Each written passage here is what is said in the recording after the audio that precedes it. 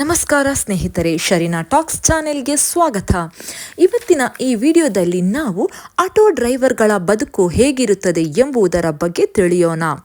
ನಾವು ದಿನಕ್ಕೆ ಒಮ್ಮೆ ಆಟೋ ಹತ್ತುತ್ತೇವೆ, ಆದರೆ ಅವರು ದಿನವಿಡೀ ಜೀವನವನ್ನೇ ಆಟೋ ಮೇಲೆ ಸಾಗಿಸುತ್ತಾರೆ.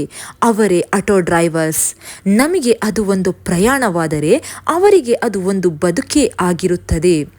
ಆಟೋ ಚಾಲಕರ ಬದುಕು ಹೊರಗೆ ನೋಡಲು ಸರಳವಾಗಿ ಕಾಣುತ್ತದೆ, ಆದರೆ ಒಳಗಿಂದ ನೋಡಿದರೆ ಅದು ಹೋರಾಟದಿಂದ ತುಂಬಿರುತ್ತದೆ. ಬೆಳಿಗ್ಗೆ 4ರಿಂದ 5 ಗಂಟೆಗೆ ಎದ್ದು ಇವತ್ತಿನ ದಿನ ಚೆನ್ನಾಗಿರಲಿ ಎಂದು ಆಶಿಸುತ್ತಾ ಆಟೋವನ್ನು ಸ್ಟಾರ್ಟ್ ಮಾಡುತ್ತಾರೆ. ಕೆಲವು ದಿನ ಟ್ರಿಪ್ಗಳು ಹೆಚ್ಚಾಗಿ ಸಿಕ್ಕಿದರೆ ಕೆಲವು ದಿನ ಒಂದು ಟ್ರಿಪ್ ಇಲ್ಲದಂತಹ ಪರಿಸ್ಥಿತಿ ಕೂಡ ಇರುತ್ತದೆ. ಅಂದು ಅವರಿಗೆ ಗಾಡಿಗೆ ಪೆಟ್ರೋಲ್ ತುಂಬಿಸಲೇ ದುಡ್ಡು ಸಾಕಾಗುವುದಿಲ್ಲ ಅನ್ನುವಂತಹ ಪರಿಸ್ಥಿತಿಯು ಕೂಡ ನಿರ್ಮಾಣವಾಗುತ್ತದೆ. ಇವುಗಳ ನಡುವೆ ಅವರ ದೈನಂದಿನ ಖರ್ಚು, ಅಂದರೆ ಮನೆ ಬಾಡಿಗೆ ಇದ್ದಲ್ಲಿ ಅದರ ಸಾಲ, ಮಕ್ಕಳ ಶಾಲಾ ಫೀಸ್ಗೆ ಶಾಲಾ ಶುಲ್ಕ, ಇವೆಲ್ಲವೂ ದುಬಾರಿಯಾಗುತ್ತದೆ. ಆದರೂ ಅವರು ಯಾರ ಮುಂದೆಯೂ ತಮ್ಮ ನೋವನ್ನು ಹೇಳುವುದಿಲ್ಲ. ಬಿಸಿಲಲ್ಲಿ ಗಂಟೆಗಳ ಕಾಲ ಕಾಯುತ್ತಾರೆ. ಮಳೆಯಲ್ಲಿ ಕೂಡ ನೆನೆದು ಅವರು ಪ್ರಯಾಣಿಕರಿಗಾಗಿ ನಿಂತಿರುತ್ತಾರೆ. ರಾತ್ರಿ ಹಸಿವಿನಲ್ಲೇ ಮನೆ ಸೇರುವಂತಹ ದಿನಗಳು ಕೂಡ ಇರುತ್ತವೆ.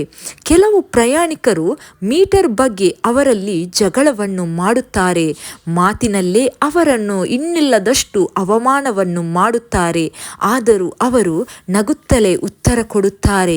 ಯಾಕೆಂದರೆ ಅವರ ನಗು ಸಂತೋಷದಿಂದಲ್ಲ, ಬದಲಾಗಿ ಸಹನೆಯಿಂದ. ಅವರು ತಮ್ಮ ನೋವನ್ನು ಸ್ಟೇರಿಂಗ್ ಮೇಲೆ ಇಟ್ಟು ಬದುಕನ್ನೇ ರಸ್ತೆಯ ಮೇಲೆ ಓಡಿಸುತ್ತಾರೆ.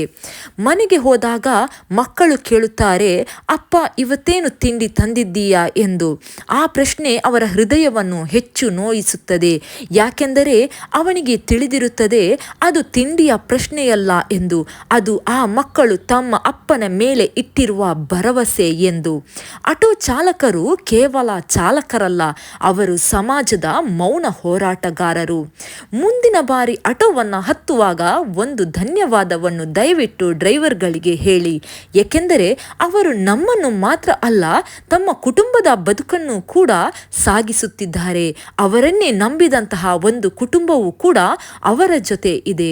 ಸ್ನೇಹಿತರೆ, ಇವತ್ತಿನ ಈ ವಿಡಿಯೋ ನಿಮಗೆ ಇಷ್ಟವಾದಲ್ಲಿ ದಯವಿಟ್ಟು ನನ್ನ ಚಾನೆಲನ್ನು ಸಬ್ಸ್ಕ್ರೈಬ್ ಮಾಡಿ, ಲೈಕ್ ಒತ್ತಿ, ಹಾಗೂ ಇದರ ಬಗೆಗಿನ ನಿಮ್ಮ ಅಭಿಪ್ರಾಯಗಳನ್ನು ಕಮೆಂಟ್ ಮೂಲಕ ನನಗೆ ತಿಳಿಸಿ, ಹಾಗೂ ನಿಮ್ಮ ಸ್ನೇಹಿತರೊಂದಿಗೆ ಹಂಚಿಕೊಳ್ಳಿ. ಧನ್ಯವಾದಗಳು.